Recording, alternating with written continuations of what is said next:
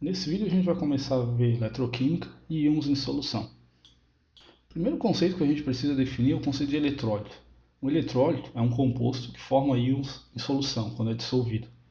Em geral são esses compostos sólidos iônicos, como o NaCl e o sulfato de sódio, que eu coloquei aqui no exemplo. Então o NaCl, quando dissolvido em água, forma íons Na e Cl-, íons sódio, íons cloreto. O sódio aqui, o Na+, é um cátion, e o Cl- é um ânion. O cátion tem carga positiva e o ânion tem carga negativa. E o sulfato de sódio, quando dissolvido em água, forma os íons Na+, e um sulfato SO4 2-. Percebam que aqui que 1 mol de Na2SO4 forma 2 mols de sódio, e 1 mol de sulfato. Porque aqui a gente tem 2 Na, para cada sulfato. Bem, os eletrólitos, como formam espécies carregadas, eles têm um desvio bem considerável no comportamento ideal e diluído ideal. As espécies carregadas interagem por interações eletrostáticas, interações colombianas. E essas interações são bem fortes, são de longo alcance. Mesmo as moléculas afastadas, há uma certa interação considerável. E então a gente tem esse desvio importante do comportamento ideal e diluído ideal, porque como a gente viu, uma solução ideal ou diluído ideal, a gente considera que as interações entre soluto e solvente são bem parecidas com as interações entre os solutos e entre os solventes. Ou seja, a gente considera que na média as interações são iguais. Quando a gente trata de íons, essas interações são muito fortes, elas não podem ser ignoradas. Então, soluções que têm eletrólitos possuem um grande desvio do comportamento ideal. Bem, o não eletrólito, eu não defini, mas é o contrário do eletrólito. Uma substância que em solução não forma íons. Por exemplo, a glicose, um açúcar. Em geral, são sólidos moleculares. Bem, a gente viu para quantificar o comportamento de um soluto numa solução, a gente usa o conceito de atividade, a atividade do soluto J é igual a... Aqui eu estou colocando atividade em termos da molalidade, o número de mols de soluto por quilograma de solução. Quilograma de solvente, desculpa. Então, a atividade da espécie J é igual ao coeficiente de atividade da espécie J vezes a molaridade da espécie J. Dividido pela molaridade padrão, aqui é só para deixar as coisas sem unidade, tá?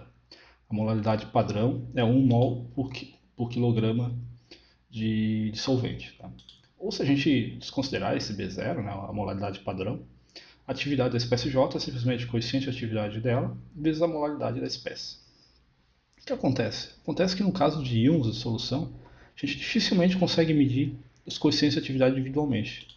Porque todo o cátion que está dissolvido em solução, ele vai estar circundado, vai estar envolto por íons negativos. Porque como a interação eletrostática é muito forte, uma carga positiva vai atrair várias cargas negativas em volta. Assim como um ânion, vai atrair vários cátions em volta dele. Então fica difícil medir uma propriedade exclusivamente daquele íon. Em geral, o que a gente mede são a gente não mede uma propriedade do íon só, mas sim o íon e também a sua atmosfera iônica dos íons que estão em volta dele. Então, para a gente definir melhor essas propriedades termodinâmicas para uma solução que tem eletrólitos, a gente define esse coeficiente de atividade médio, que eu botei aqui embaixo, para uma espécie MX, que seria uma espécie que tem um cátion e um ânion, por exemplo, NaCl, o coeficiente de atividade é simplesmente a média geométrica, a média dos produtos. Seria o produto do coeficiente de atividade do cátion vezes o produto do coeficiente de atividade do ânion elevado na 1,5. Já para uma espécie que a gente tem P cátions e Q ânions, o coeficiente de atividade médio é o produto do coeficiente de atividade do cátion elevado a P, que seria o número de cátions, vezes o coeficiente de atividade do ânion elevado a Q, que seria o número de ânions, elevado, tudo isso, elevado a 1 sobre S. S seria a soma de P mais Q, o número de cátions mais o número de ânions. Vou fazer um exemplo agora, tá? Talvez fique um pouco mais claro. Bem, então vou fazer esse exemplo. Suponha que medimos o coeficiente de atividade dos íons Na+, aqui o íon Na+, e o íon sulfato, em uma solução 0,010 molar de Na2SO4 aquoso. Encontramos os valores de 0,98 e 0,84 por coeficiente de atividade do cátion e do ânion. Então a gente tem coeficiente de atividade do cátion, que é 0,98. A minha mesa está com um probleminha, tá? Então vai ficar meio... Vai ter que ser meio em câmera lenta aqui. E o coeficiente de atividade do ânion é 0,84. Então, o coeficiente de atividade médio... antes, né, a gente também tem que Na2SO4, 1 mol de Na2SO4 vai formar 2 mols de Na+,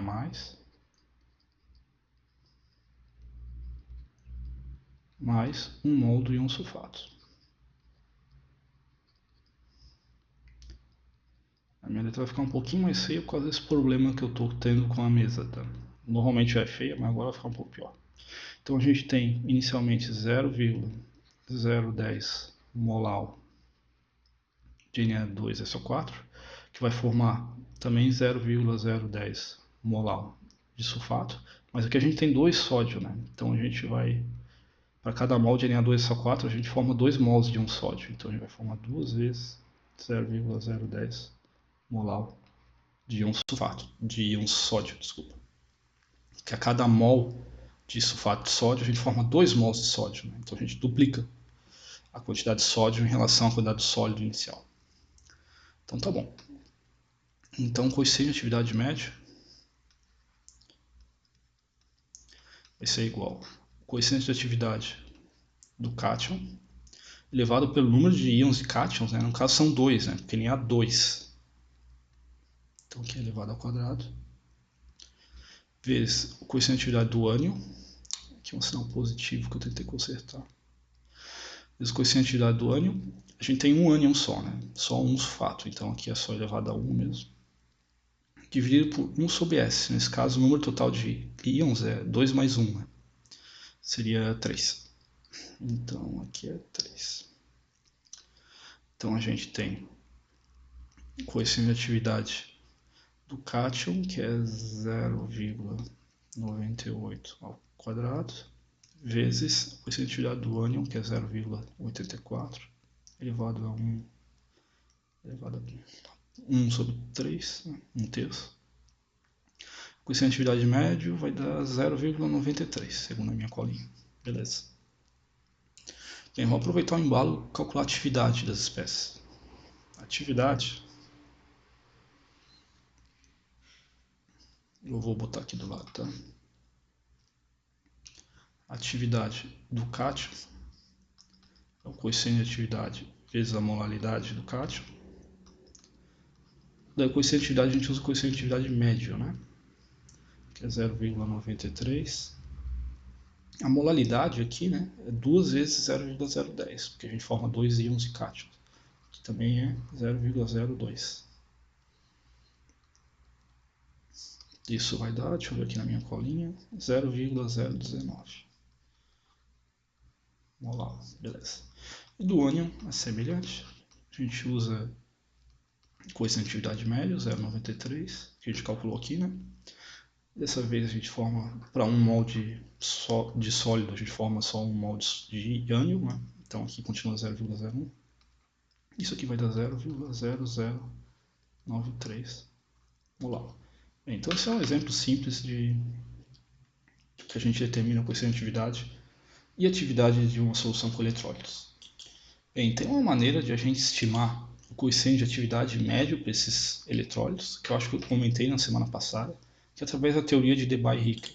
Não vou detalhar a teoria, tá? Só vou dizer o que ela assume e o resultado final.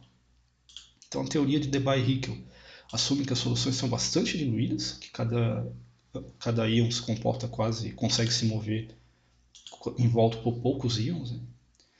Que a gente chama de atmosfera iônica, que eu acho que eu tinha comentado antes, né? Então a gente admite que cada íon está envolto por uma atmosfera iônica de contra-íons.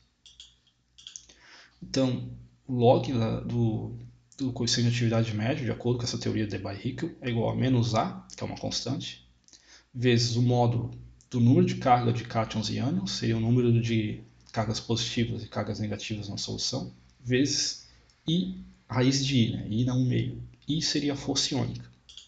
Então é uma constante, que para a água 25 graus Celsius é 0,509. E esse I, né, é a chamada força iônica do meio, é a propriedade do meio, da solução, que é calculado com essa fórmula aqui, é 1 meio vezes somatório, 1 meio, né, somatório do número de carga das espécies carregadas. Aqui é o somatório de todos os íons de solução, não necessariamente os que a gente dissolveu, né, todos eles, todos os íons que estiverem em solução. É o somatório da carga dos íons de solução ao quadrado vezes a molaridade dos íons de solução.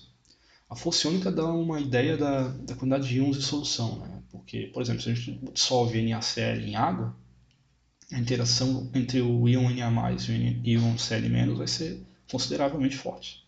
Já se a gente dissolve o NaCl em uma solução que tem água, mas também tem, por exemplo, potássio, sulfato e cloreto, essa interação já não vai ser tão forte, né? Porque a gente vai ter vários cátions e vários ânions ali em solução.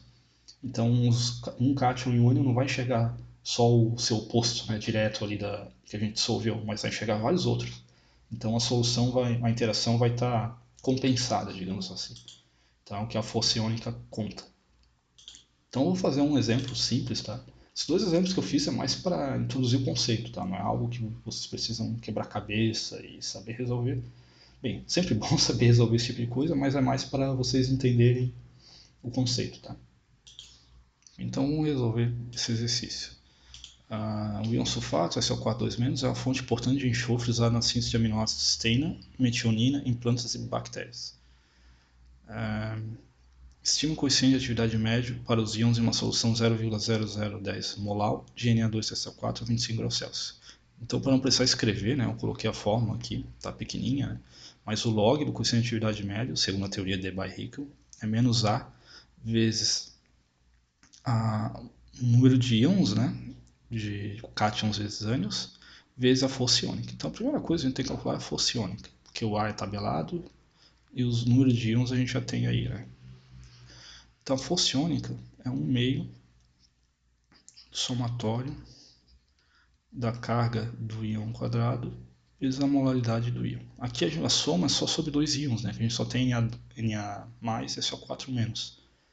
Porque a gente tem Na2SO4, de novo, né? Esse cara aí, que vai formar 2Na+, mais SO4, 2 menos. Bem, vocês não precisam decorar aqui os cátions e ânions, apesar de ser importante saber, né? Mas se vocês precisarem consultar, não tem problema nenhum. Mas acho que o íon sulfato é um íon bem famoso, digamos assim, né? Para saber que SO4 aqui é um íon só. Então, a força iônica do meio vai ser igual ao somatório. A gente tem, vamos ver primeiro do cátion. Cátion, a gente tem carga 1, né? Então seria 1 ao quadrado. A molaridade do cátion lembra que 1 mol de sulfato de sódio vai formar 2 mols de sódio, né? Então seria 2 vezes 0,001. Eu vou colocar aqui direto 0,02 molar. Mais a carga do ânion, que é menos 2, que a carga do íon sulfato é menos 2, ao quadrado, vezes a molaridade do ânion, que é 0,001 molar. Então é assim que calcula a força iônica. Nesse caso a gente só tem dois íons, né? Então a força iônica, deixa eu ver aqui quanto é que vai dar esse cálculo aí. Vai dar 0,003 pelo jeito. 0,003. Então esse é o valor da força iônica. O A, lembra que é tabelado, que é 0,509, no caso da água 25 graus Celsius. E Z mais e Z menos aqui a gente tem também, né? Que seria a carga dos íons. Seriam mais 1 e menos 2, né? Mais 1 e menos 2. Então vamos substituir nessa fórmula aqui para calcular o coeficiente de atividade média. Então, log do coeficiente de atividade média. Deixa eu botar em outra folha aqui, infelizmente.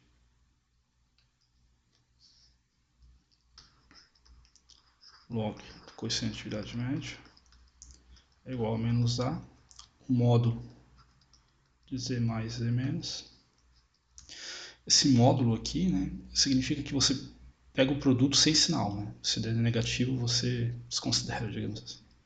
Vezes raiz de 1 meio. Essa é a fórmula, né? Você não sabe como está sendo irritante essa esse delay aqui na mesa. Então, log do coeficiente de atividade vai ser igual a menos 0,509. O módulo seria de mais 1 vezes menos 2, que vai dar 2, né? Lembra, pega o módulo, a gente pega o produto e desconsidera o sinal. E raiz da força iônica, que deu 0,03, né? Então, deixa eu ver aqui quanto é que vai dar isso. Isso vai dar 0,88. Já direto, coeficiente de atividade média, 0,88. Aqui, tá, a gente vai ter um número.